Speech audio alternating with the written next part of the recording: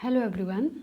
ਅੱਜ ਇਸ ਵੀਡੀਓ ਦੇ ਵਿੱਚ ਅਸੀਂ ਇੱਕ ਇੰਪੋਰਟੈਂਟ ਥਿਓਰਮ ਡਿਸਕਸ ਕਰਨੀ ਆ ਰੈਕਟੀਫਾਈਬਲ ਕਰਵ ਦੇ ਰਿਲੇਟਡ ਆ। ਥਿਓਰਮ ਨੰਬਰ 24 ਸਟੇਟਮੈਂਟ ਕੀ ਹੈ ਬੱਚੇ, if f is mapping f is any function from ab interval to r the power n, मतलब किसी क्लोज्ड इंटरवल तो ਅਸੀਂ ਨੇ ਕੋਈ r ਰੀਅਲ ਨੰਬਰਸ ਤੱਕ n ਟਪਲ ਐਲੀਮੈਂਟਸ ਤੱਕ ਇੱਕ ਫੰਕਸ਼ਨ ਡਿਫਾਈਨ ਕੀਤਾ ਤੇ ਫੰਕਸ਼ਨ ਨਾਲ ਜੋ ਕਰਵ ਬਣ ਰਹੀ ਹੈ is a curve such that f dash is a continuous on ab। ਕਹਿੰਦੇ ਜਿਹੜੀ ਬੱਚੇ ਫੰਕਸ਼ਨ ਅਸੀਂ ਲਿਆ ਇਹਦਾ ਜਦੋਂ ਅਸੀਂ ਫਸਟ ਆਰਡਰ ਡੈਰੀਵੇਟਿਵ ਕੀਤਾ ਉਹ ਡੈਰੀਵੇਟਿਵ ਸਾਡੇ ਕੋਲ ਕੰਟੀਨਿਊਸ ਆ ਇਨ ਏ ਬੀ ਇੰਟਰਵਲ। ਦੇਖੋ ਕੰਟੀਨਿਊਸ ਸਾਡੇ ਕੋਲ ਜੇ ਸਿੰਪਲੀ ਕਹੀਏ ਉਹ ਵਾਲੀ ਕਰਵ ਬਣ ਰਹੀ ਆ ਜੋ ਕਿਸੇ ਵੀ ਪੁਆਇੰਟ 'ਤੇ ਆ ਜਿਹੜੀ ਟੁੱਟ ਨਹੀਂ ਰਹੀ। ਇਸ ਦਾ ਮਤਲਬ ਕੰਟੀਨਿਊਸਲੀ ਹੀ ਅੱਗੇ ਅੱਗੇ ਨੂੰ ਇਨਕਰੀਜ਼ ਦੀ ਫਾਰਮ ਦੇ ਵਿੱਚ ਆ, ਕਿਸੇ ਵੀ ਪੁਆਇੰਟ 'ਤੇ ਡਿਸਕੰਟੀਨਿਊਟੀ ਨਹੀਂ ਹੈਗੀ, ਕਿਸੇ ਵੀ ਪੁਆਇੰਟ 'ਤੇ ਆਨਸਰ ਸਾਨੂੰ ਇਨਫਾਈਨਾਈਟ ਨਹੀਂ ਮਿਲ ਰਿਹਾ। Then f is a rectifiable and ਕਹਿੰਦੇ ਫਿਰ ਪ੍ਰੂਫ ਕਰੋ ਕਿ ਜਿਹੜੀ ਆਪਣੇ ਕੋਲ ਆ ਕਰਵ ਆ ਜਿਹਦੇ ਲਈ ਅਸੀਂ ਜੋ ਅਸੀਂ ਫੰਕਸ਼ਨ ਡਿਫਾਈਨ ਕੀਤਾ ਉਹਦੇ ਨਾਲ ਜੋ ਕਰਵ ਬਣ ਰਹੀ ਹੈ ਜਿਹਦਾ ਫਸਟ ਆਰਡਰ ਡੈਰੀਵੇਟਿਵ ਕੰਟੀਨਿਊਸ ਆ ਇਨ ਇੰਟਰਵਲ, ਉਹ ਵਾਲੀ ਕਰਵ ਰੈਕਟੀਫਾਈਬਲ ਆ। ਰੈਕਟੀਫਾਈਬਲ ਕਰਵ ਕਿਹੜੀ ਸੀ? ਉਹ ਕਰਵ ਜਿਹਦੀ ਕੋਈ ਨਾ ਕੋਈ ਲੈਂਥ ਹੁੰਦੀ ਆ ਜਿਹਨੂੰ ਅਸੀਂ ਮੈਜ਼ਰ ਕਰ ਸਕਦੇ ਹਾਂ, ਲੈਂਥ ਫਾਈਨਾਈਟ ਹੋਏਗੀ, ਉਹ ਕੀ ਹੋਏਗੀ ਵਿੱਚ ਰੈਕਟੀਫਾਈਬਲ ਕਰਵ ਸੀਗੀ। ਜਿਹਦੀ ਲੈਂਥ ਨਹੀਂ ਹੈਗੀ, ਜੋ ਇਨਫਾਈਨਾਈਟ ਆ, ਜਿਹਦੀ ਕੋਈ ਅਪਰ ਬਾਊਂਡ ਨਹੀਂ ਹੈਗੀ, ਉਹ ਕੀ ਹੁੰਦੀ ਆ? Non rectifiable curve. ਕਹਿੰਦੇ ਪ੍ਰੂਫ ਕਰਨਾ ਕਿ ਇਹ ਮੈਪ ਜਿਹੜੀ ਐਫ ਕਰਵ ਆ ਇਹ ਰੈਕਟੀਫਾਈਬਲ ਆ, ਪਲੱਸ ਇਹਦੀ ਜਿਹੜੀ ਲੈਂਥ ਆਫ ਕਰਵ ਆ ਉਹ ਕਿਹਦੇ ਇਕੁਅਲ ਆ? Integral a to B F dash T ਦਾ ਮੋਡ ਡੀ ਟੀ ਦੇ ਇਕੁਅਲ ਆ। ਇਹ ਚੀਜ਼ ਅਸੀਂ ਨੇ ਪ੍ਰੂਫ ਕਰਨੀ ਆ। ਸਭ ਤੋਂ ਪਹਿਲਾਂ ਤਾਂ ਅਗੇਨ ਬੱਚੇ ਜੇ ਸਾਡੇ ਕੋਲ ਇਹਦੀ ਰੈਕਟੀਫਾਈਬਲ ਪ੍ਰੂਫ ਕਰਨਾ ਤਾਂ ਬਸ ਅਸੀਂ ਇਹ ਚੀਜ਼ ਪ੍ਰੂਫ ਕਰਨੀ ਹੈ ਕਿ ਇਹਦੀ ਲੈਂਥ ਇਹਦੇ ਇਕੁਅਲ ਆ, ਕਿਉਂਕਿ ਜੇ ਇਹ ਇੰਟੈਗਰਲ ਐਡਜਸਟ ਕਰੇਗਾ ਫਾਈਨਾਈਟ ਆਨਸਰ ਇਹਦਾ ਆਏਗਾ। ਇਸ ਦਾ ਮਤਲਬ ਇਹਦੀ ਲੈਂਥ ਫਾਈਨਾਈਟ ਆ, ਜੇ ਲੈਂਥ ਫਾਈਨਾਈਟ ਹੋ ਗਈ ਆਪਣੇ ਆਪ ਹੀ ਕਰਵ ਕੀ ਹੋ ਜਾਏਗੀ? ਰੈਕਟੀਫਾਈਬਲ ਕਰਵ ਹੋ ਜਾਏਗੀ। ਸੋ ਸਾਡਾ ਮੇਨ ਮੋਟਿਵ ਕੀ ਹੈ? ਅਸੀਂ ਪ੍ਰੂਫ ਕਰਾਉਣਾ ਕਿ del F A B is equal to ਕਿਹਦੇ ਆ? A to B F dash T D T ਦੇ ਇਕੁਅਲ ਆ। ਹੁਣ ਜਦੋਂ ਵੀ ਅਸੀਂ ਬੱਚੇ ਕੋਈ ਦੋ ਸੈੱਟ ਲੈ ਲਓ ਜਾਂ ਦੋ ਫੰਕਸ਼ਨਸ ਨੇ ਜਿਨ੍ਹਾਂ ਨੂੰ ਇਕੁਅਲ ਪ੍ਰੂਫ ਕਰਾਉਣਾ ਹੁੰਦਾ ਅਸੀਂ ਕੰਟੇਨਮੈਂਟ ਦੇ ਥਰੂ ਵੀ ਉਹਨਾਂ ਨੂੰ ਕਰਾ ਸਕਦੇ ਹਾਂ। ਜਿਵੇਂ ਕਹੀਏ ਕਹਿੰਦੇ ਜੇ ਅਸੀਂ ਪ੍ਰੂਫ ਕਰਾ ਦਈਏ a is contain in a b and b is contain in a, ਦੋਨੋਂ ਕੰਟੇਨਮੈਂਟ ਦੇ ਵਿੱਚ ਹੋਣ, this implies a equal to ਕਿਹਦੇ ਹੁੰਦਾ? ਬੀ ਦੇ। ਦੋਨੋਂ ਸੈੱਟ ਕੀ ਹੁੰਦੇ ਨੇ? ਇਕੁਅਲ ਹੁੰਦੇ ਨੇ। ਉਹੀ ਚੀਜ਼ ਅਸੀਂ ਇੱਥੇ ਇੰਪਲਾਈ ਕਰਾਂਗੇ। ਕਹਿੰਦੇ ਅਸੀਂ ਪਹਿਲਾਂ ਇਸ ਨੂੰ ਪ੍ਰੂਫ ਕਰਾ ਦਾਂਗੇ ਕਿ ਡੈਲ ਵਾਲੀ ਜਿਹੜੀ ਉਹ ਇੰਟੈਗਰਲ 'ਚ ਕੰਟੇਨ ਕਰਦੀ ਹੈ, ਫਿਰ ਅਸੀਂ ਪ੍ਰੂਫ ਕਰਾ ਦਾਂਗੇ ਕਿ ਇੰਟੈਗਰਲ ਜਿਹੜਾ ਉਹ ਡੈਲ 'ਚ ਕੰਟੇਨ ਕਰਦਾ, ਦੈਨ ਦੋਹਾਂ ਤੋਂ ਕੀ ਹੋ ਜਾਏਗੀ? ਇਕੁਐਲਿਟੀ ਹੋ ਜਾਏਗੀ। ਸੋ ਪਹਿਲਾਂ ਅਸੀਂ ਸਭ ਤੋਂ ਪ੍ਰੂਫ ਕਰਾਉਂਦੇ ਹਾਂ ਅਸੀਂ ਸਾਡਾ ਫਸਟ ਪਾਰਟ ਕਿ ਜਿਹੜੀ ਡੈਲ ਆ ਆਫ ਐਫ ਏ ਬੀ ਆ ਉਹ ਇਹ ਤੋਂ ਲੈਸ ਦੈਨ ਆ ਜਾਂ ਕਹਿ ਲਓ ਇਹ 'ਚ ਕੰਟੇਨ ਕਰਦੇ ਆ। ਜਾਂ ਸਿੰਪਲੀ ਵਿੱਚ ਜੇ ਲੈਸ ਦੈਨ ਦੇ ਸਿੰਬਲ 'ਚ ਕਰਾਵਾਂਗੇ ਤਾਂ ਜੇ A is less than B ਆ, B is less than C ਆ, B is less than A ਆ, then A is equal to ਕਿਹਦੇ ਹੋ ਜਾਏਗਾ? ਬੀ ਦੇ ਹੋ ਜਾਏਗਾ। ਲੈਸ ਦੈਨ ਦੀ ਕੁਆਲਿਟੀ 'ਚ ਵੀ ਸੇਮ। ਕਹਿੰਦੇ ਸਭ ਤੋਂ ਪਹਿਲਾਂ ਵਜੇ ਜੇ ਹੁਣ ਅਸੀਂ ਕਰਵ ਦੀ ਲੈਂਥ ਵੀ ਕੱਢ ਰਹੇ ਹਾਂ ਤਾਂ ਕਰਵ ਦੀ ਲੈਂਥ ਅਸੀਂ ਕੀ ਕੀਤਾ ਸੀ? ਮੰਨ ਲਓ ਤੁਸੀਂ ਕਰਵ ਦੀ ਲੈਂਥ ਕੱਢਣੀ ਆ ਤਾਂ ਇਸ ਕਰਵ ਦੀ ਲੈਂਥ ਲਈ ਸਾਨੂੰ ਇਹਦੀ ਬਹੁਤ ਛੋਟੀ ਛੋਟੀ ਪਾਰਟੀਸ਼ਨ ਕਰਨੀ ਪੈਂਦੀ ਆ। ਫਿਰ ਉਸ ਪਾਰਟੀਸ਼ਨ ਦੇ ਉੱਤੇ ਜਿਹੜੇ ਪਾਰਟੀਸ਼ਨ ਦੇ ਪੁਆਇੰਟਸ ਨੇ ਜੋ ਅਸੀਂ ਕੀਤੇ ਉਹਦੇ ਉੱਤੇ ਫੰਕਸ਼ਨ ਦੀ ਵੈਲਿਊ ਚੈੱਕ ਕਰਨੀ ਪੈਂਦੀ ਹੈ। ਉਸ ਤੋਂ ਬਾਅਦ ਉਹਦਾ ਅਸੀਂ ਸਮਿਸ਼ਨ ਲੈਂਦੇ ਹਾਂ, ਉਹੀ ਸਾਡੀ ਲੈਂਥ ਹੁੰਦੀ ਆ। ਸੋ ਸਾਡੇ ਕੋਲ ਕੀ ਚਾਹੀਦੀ ਹੈ? ਪਹਿਲਾਂ ਤਾਂ ਜੋ ਇਹ ਕਰਵ ਬਣ ਰਹੀ ਹੈ ਏ ਟੂ ਬੀ ਇੰਟਰਵਲ ਦੇ ਵਿੱਚ, ਇਸ ਕਰਵ ਦੀ ਕੀ ਚਾਹੀਦੀ ਹੈ? ਪਾਰਟੀਸ਼ਨ। ਅਸੀਂ ਇੱਕ ਪਾਰਟੀਸ਼ਨ ਕੀਤੀ ਪੀ, A is equal to T0, T1, Tn up to, so is a partition of AB। ਕਹਿੰਦੇ ਇਹ ਪਾਰਟੀਸ਼ਨ ਲਈ। ਹੁਣ ਜੇ ਇਹ ਪਾਰਟੀਸ਼ਨ ਲਈ ਹੈ ਬੱਚੇ, ਕਹਿੰਦੇ ਅਸੀਂ ਇਹਦੇ ਵਿੱਚੋਂ ਕੋਈ ਪਾਰਟੀਸ਼ਨ ਦੇ ਦੋ ਪੁਆਇੰਟਸ ਲੈ ਗਏ, ਇੱਕ ਲੈ ਲਿਆ F of tea dash T I ਅਤੇ ਇੱਕ ਲੈ ਲਿਆ F of tea I minus 1। ਦੇਖੋ ਜਰਨਲ ਨੇ ਟੀ ਆਈ ਕਿਸੇ ਨੂੰ ਵੀ ਹੋ ਸਕਦਾ, ਜਿਵੇਂ ਆਈ ਦੀ ਵੈਲਿਊ ਜੇਕਰ ਅਸੀਂ 1 ਭਰਾਂਗੇ ਤਾਂ T1 ਅਤੇ ਆਹ ਕੀ ਹੋ ਜਾਏਗਾ? T0। ਫਿਰ ਜੇ ਅਸੀਂ ਆਈ ਦੀ ਵੈਲਿਊ 2 ਭਰਾਂਗੇ ਇਹ ਹੋ ਜਾਊਗਾ T2, ਇਹ ਹੋ ਜਾਏਗਾ T1। ਇਸੇ ਤਰ੍ਹਾਂ ਅਸੀਂ ਓਪਨ ਕਰ ਸਕਦੇ ਹਾਂ। ਸੋ ਅਸੀਂ ਇਹਦੇ ਵਿੱਚੋਂ ਇੱਕ ਜਰਨਲ ਟਰਮ ਲਈ ਕਹਿੰਦੇ ਵਿੱਚ ਕਿਤੇ ਹੋਊਗਾ ਟੀ ਆਈ ਅਤੇ T I minus 1, symbolic form ਲੈ ਲਓ ਕਿ ਅਸੀਂ ਇਹਦੀ ਲਈ। ਹੁਣ ਇਹਦਾ ਦੋਹਾਂ ਦਾ ਡਿਫਰੈਂਸ ਕੀਤਾ ਫਾਰਵਰਡ, ਕਿਉਂਕਿ ਬੱਚੇ ਸਾਨੂੰ ਕੀ ਚਾਹੀਦੀ ਹੈ? ਇਹਦੀ ਲੈਂਥ ਚਾਹੀਦੀ ਹੈ, ਡੈਲ ਦੀ ਵੈਲਿਊ ਚਾਹੀਦੀ ਆ। ਕਿਹਦਾ ਯੂਜ਼ ਕਰਕੇ ਕਰਨੀ ਹੈ? ਅਸੀਂ ਨੇ ਕੰਟੀਨਿਊਸ ਦਾ ਯੂਜ਼ ਕਰਕੇ ਕਰਨੀ ਆ। ਸੋ ਲੈਂਥ ਸਾਡੇ ਕੋਲ ਕੀ ਸੀ? ਲੈਂਥ ਸਾਡੇ ਕੋਲ ਜਦੋਂ ਅਸੀਂ ਵਿੱਚ ਰੈਕਟੀਫਾਈਬਲ ਕਰਵ ਕੱਢਦੇ ਹਾਂ ਤਾਂ ਉਹਦੀ ਜਿਹੜੀ ਡੈਲ ਆ, ਜਦੋਂ ਅਸੀਂ ਡੈਫੀਨੇਸ਼ਨ ਪੜ੍ਹੀ ਸੀ ਉਹਦੇ ਵਿੱਚ ਅਸੀਂ ਕਿਹਾ ਕਹਿੰਦੇ del of a b, del of p ਕਿਸੇ ਵੀ ਪਾਰਟੀਸ਼ਨ ਦੇ ਉੱਤੇ ਕਰਵ ਦੀ ਵੈਲਿਊ ਜਿਹੜੀ ਹੁੰਦੀ ਆ ਉਹ summation of I vary 1 to n F of X K minus F of X K minus 1। ਇਹ ਜਿਹੜੇ ਫੰਕਸ਼ਨਸ ਨੇ ਉਹਨਾਂ ਦਾ ਡਿਫਰੈਂਸ ਕਰਕੇ ਉਹਨਾਂ ਸਾਰਿਆਂ ਦਾ ਸਮੇਸ਼ਨ ਕਰਕੇ ਹੀ ਸਾਨੂੰ ਕੀ ਮਿਲਦੀ ਹੈ? ਡੈਲ ਦੀ ਵੈਲਿਊ ਮਿਲਦੀ ਹੈ, ਲੈਂਥ ਆਫ ਕਰਵ ਮਿਲਦੀ ਹੈ। ਸੋ ਅਸੀਂ ਇੱਥੇ ਕੀ ਕਿਹਾ? ਪਹਿਲਾਂ ਤਾਂ ਅਸੀਂ ਸਿੰਪਲੀ ਜੋ ਅਸੀਂ ਵਿੱਚ ਇਹਦੇ ਵਿੱਚ ਐਕਸ ਕੇ ਅਤੇ ਐਕਸ ਕੇ ਮਾਈਨਸ 1 ਲਿਖਦੇ ਉਹਦੀ ਪਲੇਸ 'ਤੇ ਕੀ ਲਿਆ? F T I minus 1। ਦੇਖੋ ਜਿਹੜੀ ਅਸੀਂ ਇਹ ਵੈਲਿਊ ਆ ਕੀ ਬੱਚੇ ਅਸੀਂ ਇਹਨੂੰ ਐਂ ਲਿਖ ਸਕਦੇ ਹਾਂ ਕਿ ਇਹ ਵੈਲਿਊ ਸਾਨੂੰ ਮਿਲੀ ਹੋਏਗੀ ਇੰਟੈਗਰਲ ਐਫ ਡੈਸ਼ ਟੀ ਦਾ ਕਰਨ 'ਤੇ with respect to T and limit T I minus 1 ਤੋਂ ਟੀ ਆਫ ਆਈ। देखो क्योंकि इत्थे डेरीवेटिव आ, डेरीवेटिव के नाल बच्चे इंटीग्रेशन कैंसल हो जानी सी, upper limit minus lower limit भरनी सी, तो यदा आंसर बन जाना सीगा f T i minus f T i minus one, upper integral minus lower integral, यही फॉर्म बन जानी सी। सो कहते जो असी ये डिफरेंस आ, डिफरेंस नूं असीं लिख सकते हैं integration of T i minus one two T I F dash T D T. बाहर मॉड आ तो ये सारे का की लै लिया असीं ने मॉड। हुण असीं अगेन कैलकुलस दे विच पढ़िया, कहते साडे कोल जदों राइमन दे विच भी पढ़िया बच्चों, कहते जदों लिमिट हुंदी है साडे कोल a to b F of x d x सारे दा मॉड होवे, ये वैल्यू साडे कोल की तो लैस हुंदी है, सिंपली मॉड अंदर चलिया जांदा ए बी एफ ऑफ एक्स का मॉड ये तो लैस होएगी। सो असीं ये इनक्वालिटी यूज़ की, कहते सारे का मॉड सीगा तो ये सारी वैल्यू की तो लैस होएगी, मॉड अंदर चला जाएगा, एफ डैश टी ते चला जाएगा डी टी। हुण देखो असीं क्या कहते जनरल टर्म आ एफ टी आई, टी की वैल्यू आई की वैल्यू की हो सकती है 1 भी 2 भी 3 भी 4 भी सब up to so on. So partition के हरेक पॉइंट लिए असीं चैक करना, तो की क्या कहते असीं आई की वैल्यू पुट करनी स्टार्ट करांगे, पहला 1 फिर 2 फिर 3 अप टू सोन कित्थे तक एन तक। देखो जो इस फंक्शन च पुट किया तो ये की बन गया f of t 1 minus F of t not, फिर f of t 2 minus F of t 1, f of t 3 minus F of t 2, इस तरह करते करते करते करते असीं सबसीट्यूट करते चले जावांगे। पर बच्चे असीं इहदे विचों कटिंग नहीं करनी, क्योंकि सानूं की क्या कहते असीं जिहड़ी डैल आ उहनूं असीं प्रूव करना चाहुंदे हां। डैल की वैल्यू साडे कोल की हुंदी है समेशन ऑफ एफ एक्स के माइनस एफ के एक्स माइनस 1 डिफरेंस हुंदा। सो असीं इहनूं एवें फॉर्म च रखना, समेशन फॉर्म च ही रखना, तां करके असीं की क्या कहते इहदियां जदों आई दी वैल्यूज़ वेरी करावांगे 1 तो n समेशन लै लिया, कहते उस तो बाद ये सारियां टर्म्स नूं की कर देना ऐड। कहते इधर ये इंटैग्रल ये तो लैस सीगा, हुण ये जिहड़ी वैल्यू से इस इंटैग्रल तो लैस सी, तो ये भी वेरी करा दो बच्चे।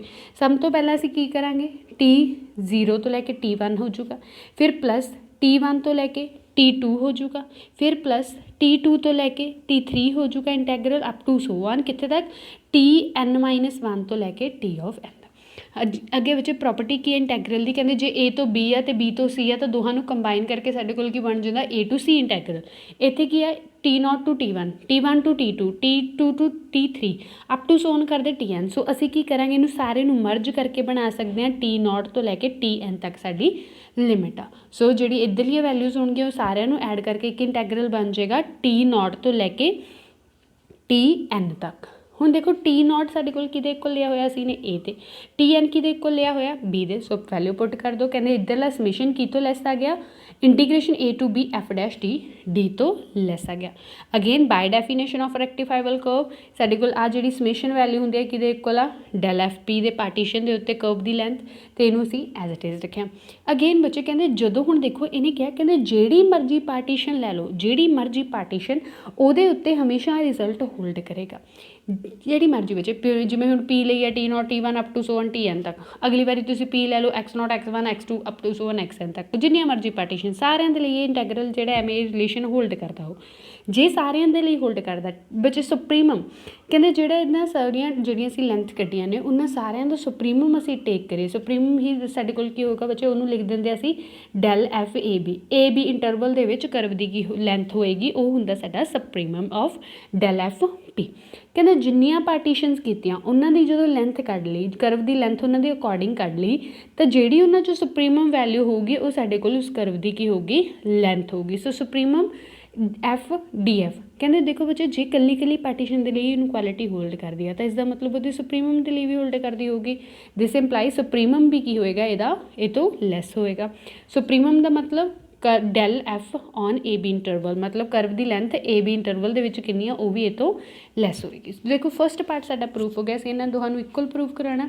असीं की प्रूफ कराता जिवें आ जे ए आ बी आ a is less than b proof कराता। हुण अगले स्टैप च असीं की प्रूफ करावांगे कि बी लैस दैन ए आ, दोनों तो की हो जाएगी इनक्वालिटी। इनू इत्थे ही बच्चे असीं 1 मार्क करके छड्ड दांगे। नैक्सट देखते हैं हुण असीं सैकेंड पार्ट जदों ये प्रूफ कराउणा कि जिहड़ी आ इनक्वालिटी आ इंटैग्रल आ ये lace uh del F A B तो। ਇਹਦੇ ਲਈ ਹੁਣ ਅਸੀਂ ਇਹ ਯੂਜ਼ ਕਰਾਂਗੇ ਬੱਚੇ ਜੋ ਉਹਨੇ ਸਟੇਟਮੈਂਟ 'ਚ ਦੱਸਿਆ ਕਿ ਐਫ ਡੈਸ਼ ਇੱਕ ਕੰਟੀਨਿਊਸ ਫੰਕਸ਼ਨ ਹੈ ਇਨ ਏ ਬੀ ਇੰਟਰਵਲ। ਦੇਖੋ ਸੈਂਸ ਜੇਕਰ ਐਫ ਕੰਟੀਨਿਊਸ ਫੰਕਸ਼ਨ ਆ ਕਿਸੇ ਇੰਟਰਵਲ ਦੇ ਵਿੱਚ ਤਾਂ ਪੱਕਾ ਹੀ ਯੂਨੀਫਾਰਮ ਕੰਟੀਨਿਊਸ ਹੋਏਗਾ। ਬੱਚੇ ਯੂਨੀਫਾਰਮ ਕੰਟੀਨਿਊਸ ਕੀ ਹੁੰਦਾ ਕਿਸੇ ਇੰਟਰਵਲ ਦੇ ਵਿੱਚ ਜਦੋਂ ਕੋਈ ਫੰਕਸ਼ਨ ਕੰਟੀਨਿਊਸ ਜਿਵੇਂ ਇਸ ਤਰ੍ਹਾਂ ਦੇ ਨਾਲ ਕੋਈ 2 ਪੁਆਇੰਟਸ ਲੈ ਆ ਏ ਬੀ ਇੰਟਰਵਲ ਆ ਇਹਦੇ ਵਿੱਚੋਂ ਜਨਰਲੀ ਕੋਈ X I X I plus one लिया, इन्ने समॉल लैके बच्चे इन्हां दा डिफरेंस आ जिहड़ा वो साडे कोल की आ लैस दैन डैल आ। दैन दिस इंप्लाइज जिहड़ा एफ एक्स आई आ minus f x i x plus one minus F of x i ये कितों लैस होएगा अपसाइलन तो। तो जिहड़ी बच्चे डैल की वैल्यू अपसाइलन ते की करती हुंदी है डिपेंड करती हुंदी है, ये हुंदी है यूनीफॉर्म कंटीन्यूटी की डेफिनेशन। कहंदे ये हमेशा एक इंटरवल के उत्ते ही बच्चे डिपेंड करती है, कंटीन्यूटी असीं किसी पॉइंट पर भी चैक कर सकते हैं। कहंदे जे फंक्शन कंटीन्यूस है उस इंटरवल के तो पक्का वो यूनीफॉर्म कंटीन्यूस भी होएगा। तो यूनीफॉर्म कंटीन्यूस की डेफिनेशन ये है साडे कोल कि f x I plus one minus F of x i less than कितों होएगा अपसाइलन तो, जो x I plus one minus x i कितों लैस होएगा डैल तो। सो यही डेफिनेशन असीं इत्थे यूज़ किया, बस असीं इत्थे पॉइंट्स की लै ले एक्स आई प्लस वन की थां ते की लै लिया एस ते टी पॉइंट लै लिया। कहते कोई जो एफ डैश कंटीन्यूस आ ए बी इंटरवल के विचों कोई असीं दो पॉइंट लै एस ते टी सच दैट वो डैल तो लैस होणगे, दैन उन्हां दे लई फंक्शन की होगा F of S minus F of T का जो माइनस करांगे ये भी लैस दैन की होगा अपसाइलन। ये कंटीन्यूटी की डेफिनेशन है बच्चे। अगेन देखो असीं पहुँचना कित्थे तक, असीं तो ये चीज़ प्रूव करवानी है कि साडा जिहड़ा इंटैग्रल एफ डैश टी आ वो की तो लैस होवे डैल एफ ए बी तो लैस होवे। मतलब सानू तो इंटीग्रेशन किहदी चाहिए एफ डैश टी दी चाहिए। तो पहले इत्थों ही स्टार्ट करांगे, असीं इंटैग्रल नहीं चुक्या बच्चे, असीं सिर्फ डेरीवेटिव देखिया एफ डैश टी। कहते एफ डैश टी नूं असीं किसी ना किसी तरीके नाल मोल्ड करके इत्थे तक लैके जाना। एफ डैश टी दे विच असीं एक F dash x I add किया, एफ डैश एक्स आई की किया ऐड एंड सबट्रैक्ट किया, सीधा कहिए तो F dash x I add and subtract किया। ऐड तो सबट्रैक्ट क्यों किया बच्चे, क्योंकि असीं यूनीफॉर्म कंटीन्यूटी की डेफिनेशन है जिहड़ी वो यूज़ करना चाहुंदे हां। हाँ जी देखो एफ आई कहते जी नैगेटिव टर्म से बच्चे उन्होंने कंबाइन कर लो, एक रिजल्ट है साडे कोल ए प्लस बी का होल मॉड की तो लैस होंदा ए मॉड प्लस बी मॉड तो। देखो आ साडे कोल ए हो गया, आ साडे कोल बी हो गया, ये होल मॉड सी तो असीं की लिया less than a mod plus of b mod.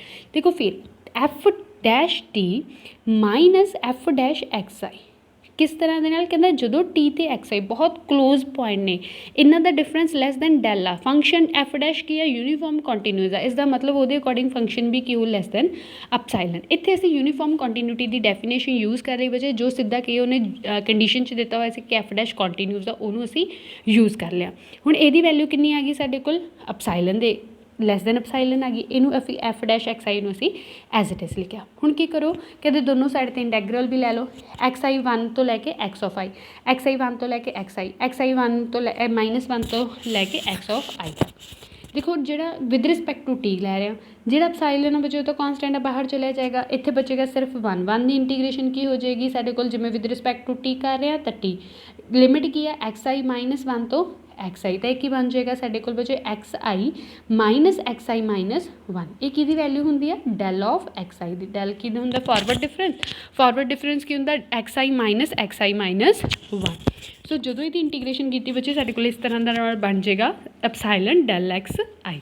Similar इधर करांगे बच्चे एफ डैश एक्स आई, देखो ये तो भी अगे टर्म असीं फिर यूज़ करांगे जिहड़ी अपसाइलन डैश टी दी भी असीं डैल तक पहुँचना। तो की कीता जिहड़ी इंटैग्रल लिया होया इहदे विच एक टर्म ऐड ते सबट्रैक्ट की एफ डैश टी ऐड किया तो सबट्रैक्ट किया। सबट्रैक्टल टर्म नूं बच्चे इहदे नाल कंसीडर कर लांगे f dash t f dash x आई।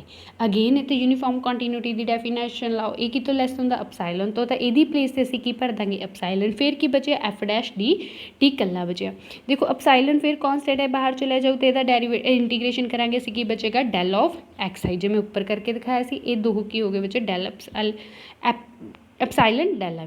तो ये साडे कोल की बनेगा देखो F dash T D T दे with respect to the integration आ, इंटीग्रेशन ते डेरीवेटिव सेम फंक्शन देने तो डेरीवेटिव इंटीग्रेशन नाल की हो जाएगा कैंसल। सिंपल की आ जाऊगा फंक्शन दे विच एक्स आई माइनस एफ एक्स आई माइनस वन, लिमिट्स पुट कर देंगे अपर लिमिट माइनस लोअर लिमिट। देखो जो अपसाइलन हुंदा कहते बहुत छोटी क्वांटिटी है, जीरो नूं अप्रोच करती, जीरो तो वन दे विच हुंदा जीरो नूं अप्रोच कर दिया, जदों ये जीरो नूं अप्रोच कर गया बच्चे या तो खत्म हो जाएगा, सिर्फ की बचेगा अपसाइलन आई माइनस वन तो लैके X of I F dash T T less than equal to this term.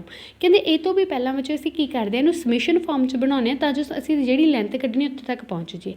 कहते अगेन आई नूं की सबसीट्यूट करो 1 2 3 up to so one N तक। देखो जो असीं फस्ट इधरली पार्ट च करांगे ये की बन जाएगा साडे कोल इस फॉर्म का होएगा इंटैग्रल एक्स 1 नॉट तो लैके x1 फिर प्लस x1 तो लैके x2 up to so on x2 तो लैके x3 up to so on. देखो जो असीं इन्हों सारिਆਂ ਨੂੰ ਐਡ ਕਰਾਂਗੇ ਆ ਪਹਿਲੀ ਇੰਟੈਗਰਲ ਕਿਹਦੀ value a the, last value ਕੀ ਹੋ b, ਸਾਰਿਆਂ ਨੂੰ ਮਰਜ ਕਰਕੇ ਸਾਡੇ ਕੋਲ ਇੱਕ ਹੀ ਇੰਟੈਗਰਲ ਬਚੇਗਾ a to b ਇੰਟੈਗਰਲ। ਸੋ ਇੱਧਰ ਲਿਮਿਟ ਆ ਗਈ a to b। ਇੱਧਰ ਕੀ ਕਰਨਾ ਅਸੀਂ ਸਮਿਸ਼ਨ ਕਰ ਦੇਣਾ, ਕਿਵੇਂ i ਨੂੰ 1 ਤੋਂ ਲੈ ਕੇ n ਤੱਕ ਪੁੱਟ ਕਰਕੇ ਉਸ ਤੋਂ ਬਾਅਦ ਅਸੀਂ ਨੇ ਸਮਿਸ਼ਨ ਕਰ ਦੇਣਾ। ਬਚੇ ਅਗੇਨ ਅਸੀਂ ਬਸ ਮੂਰੇ ਸਮਿਸ਼ਨ ਲਗਾਤਾ। ਦੇਖੋ ਹੁਣ ਜਿਹੜੀ ਆਹ ਵਾਲੀ ਵੈਲਿਊ ਆ xi ਮਾਈਨਸ 1 ਅਗੇਨ ਕਿਹਦੀ ਡੈਫੀਨੇਸ਼ਨ ਸੀ ਇਹ ਬੱਚੇ ਡੈਲ ਕਰਵ ਦੀ ਲੈਂਥ ਜਦੋਂ ਅਸੀਂ ਪਾਰਟੀਸ਼ਨ 'ਤੇ ਚੈੱਕ ਕਰਦੇ ਹਾਂ ਇਹਨੂੰ ਸਬਸਟੀਟਿਊਟ ਕੀਤਾ। ਅਪਸਾਈਲਨ ਤਾਂ 0 ਨੂੰ ਅਪਰੋਚ ਕਰਦਾ ਬੱਚੇ ਤਾਂ ਖਤਮ ਹੋ ਜਾਏਗਾ ਕਿਉਂਕਿ ਅਪਸਾਈਲਨ 0 ਨੂੰ ਅਪਰੋਚ ਕਰਦਾ ਤੇ ਕੁਆਂਟਿਟੀ ਖਤਮ, ਸਿਰਫ ਕੀ ਬਚਿਆ a to b integral less than del F A.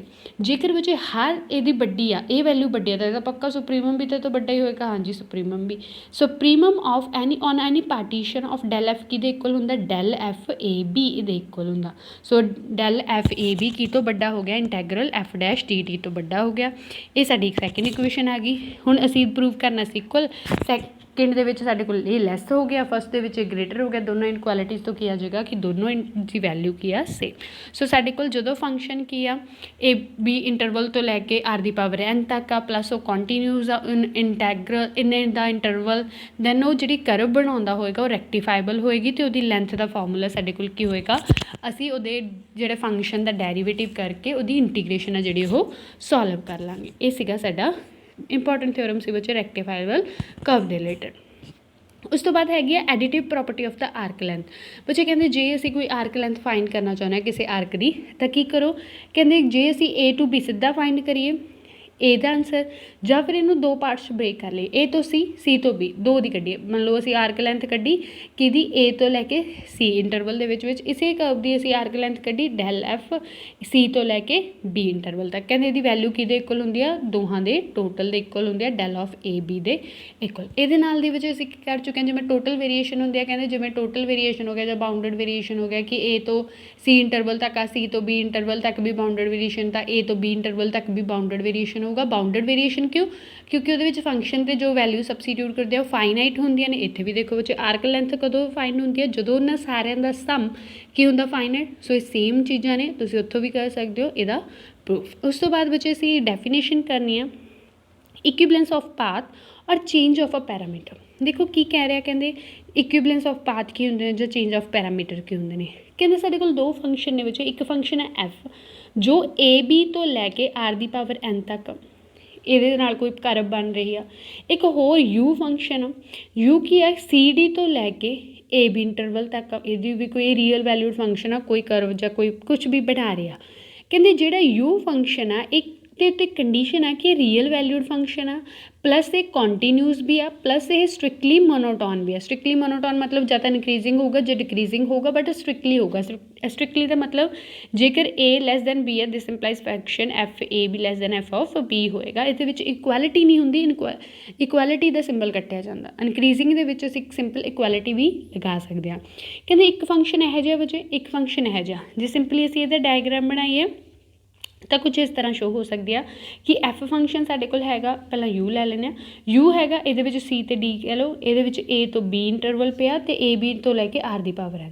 You ਕੀ ਕਹਿ ਰਿਹਾ, ਸੀ ਤੋਂ ਲੈ ਕੇ ਏ ਤੱਕ ਗਏ, ਅੱਗੋਂ ਐਫ ਕੀ ਕਹਿ ਰਿਹਾ, ਏ ਤੋਂ ਬੀ ਤੋਂ ਲੈ ਕੇ ਆਰ ਦੀ ਪਾਵਰ ਐਨ। ਦੋਹਾਂ ਨੂੰ ਜਦੋਂ ਅਸੀਂ ਮਰਜ ਕਰਾਂਗੇ ਬੱਚੇ, ਦੋਹਾਂ ਨੂੰ ਕੰਬਾਈਨ ਕਰਾਂਗੇ, ਕੰਪੋਜ਼ਿਟ ਕਰਾਂਗੇ, ਤਾਂ ਕੰਪੋਜ਼ਿਟ ਕਰਨ ਤੋਂ ਬਾਅਦ ਸਾਡੇ ਕੋਲ ਇੱਕ ਫੰਕਸ਼ਨ ਬਣੇਗਾ ਜੋ ਸਿੱਧਾ ਸੀ ਡੀ ਤੋਂ ਲੈ ਕੇ ਕਿੱਥੇ ਹੋਏਗਾ, ਆਰ ਦੀ ਪਾਵਰ ਐਨ ਤੱਕ ਹੋਏਗਾ। ਜਿਹੜੀ ਕੰਪੋਜੀਸ਼ਨ ਤੋਂ ਬਾਅਦ ਫੰਕਸ਼ਨ ਬਣੇਗਾ ਬੱਚੇ ਇਹਦੀ ਕਰਵ ਅਤੇ ਇਹਦਾ ਗ੍ਰਾਫ ਅਤੇ ਜਿਹੜਾ ਐਫ ਦਾ ਗ੍ਰਾਫ ਸੀਗਾ ਉਹ ਸੇਮ ਹੋਏਗਾ।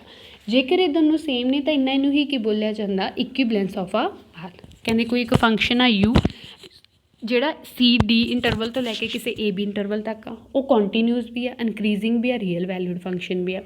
ਇੱਕ ਐਫ ਫੰਕਸ਼ਨ ਆ ਜੋ ਏ ਬੀ ਇੰਟਰਵਲ ਤੋਂ ਆਰ ਦੀ ਪਾਵਰ ਐਨ ਤੱਕ ਆ। ਦੋਹਾਂ ਨੂੰ ਕੰਪੋਜੀਸ਼ਨ ਕੀਤੀ, ਦੋਹਾਂ ਦੀ ਕੰਪੋਜੀਸ਼ਨ ਕੀਤੀ। ਕੰਪੋਜੀਸ਼ਨ ਕਰਨ ਤੋਂ ਬਾਅਦ ਸਾਨੂੰ ਇੱਕ ਜੀ ਮਿਲਿਆ ਜੋ ਕੀ ਆ ਸਾਡੇ ਕੋਲ ਏ ਬੀ ਸੈਟ ਤੋਂ ਲੈ ਕੇ ਮਤਲਬ ਏ ਬੀ ਸੀ ਡੀ ਤੋਂ ਲੈ ਕੇ ਆਰ ਦੀ ਪਾਵਰ ਐਨ ਤੱਕ ਆ। ਜਿਹੜਾ ਇਹ ਫੰਕਸ਼ਨ ਆ ਅਤੇ ਜਿਹੜਾ ਐਫ ਫੰਕਸ਼ਨ ਆ ਉਹਨਾਂ ਦੇ ਗ੍ਰਾਫ ਕੀ ਹੋਣਗੇ, ਸੇਮ ਹੋਣਗੇ। ਇਹਨਾਂ ਦੋਹਾਂ ਨੂੰ ਅਸੀਂ ਕੀ ਬੋਲਾਂਗੇ ਫਿਰ, ਇਕੁਇਵਲੈਂਸ ਪਾਥ ਬੋਲਾਂਗੇ। ਅਤੇ ਯੂ ਜਿਹੜਾ ਹੋਏਗਾ ਉਹਨੂੰ ਅਸੀਂ ਬੋਲਾਂਗੇ ਬੱਚੇ ਚੇਂਜ ਆਫ ਅ ਪੈਰਾਮੀਟਰ, ਕਿਉਂਕਿ ਉਹਦੇ ਨਾਲ ਹੀ ਸਾਨੂੰ ਇਹ ਕੰਪੋਜੀਸ਼ਨ ਮਿਲੀ ਸੀਗੀ ਜੀ ਆਫ ਟੀ ਦੀ ਵੈਲਿਊ ਜਿਹੜੇ ਉਹ ਸਾਨੂੰ ਮਿਲੇ। ਇਹ ਸੀਗਾ ਸਾਡੇ ਕੋਲ ਬੱਚੇ ਇਕੁਇਵਲੈਂਸ ਆਫ ਅ ਪਾਥ ਔਰ ਕਹਿ ਲਓ ਜਾਂ change of a parameter. Next ਹੈ ਅਗੇਨ ਸਾਡੇ ਕੋਲ ਐਗਜ਼ਾਮਪਲਸ ਬਾਊਂਡਡ ਵੇਰੀਏਸ਼ਨ ਨਾਲ ਦੀਆਂ, ਵਿੱਚ ਫਸਟ ਅਸੀਂ ਡਿਸਕਸ ਕਰ ਚੁੱਕੇ ਹਾਂ, ਸੈਕਿੰਡ ਥਰਡ ਵੀ ਡਿਸਕਸ ਕਰ ਚੁੱਕੇ ਹਾਂ। ਨੈਕਸਟ ਵੀਡੀਓ ਦੇ ਵਿੱਚ ਆਪਾਂ ਇਹਦੇ ਐਗਜ਼ਾਮਪਲਸ ਨੂੰ ਡਿਸਕਸ ਕਰਾਂਗੇ। Thank you for watching.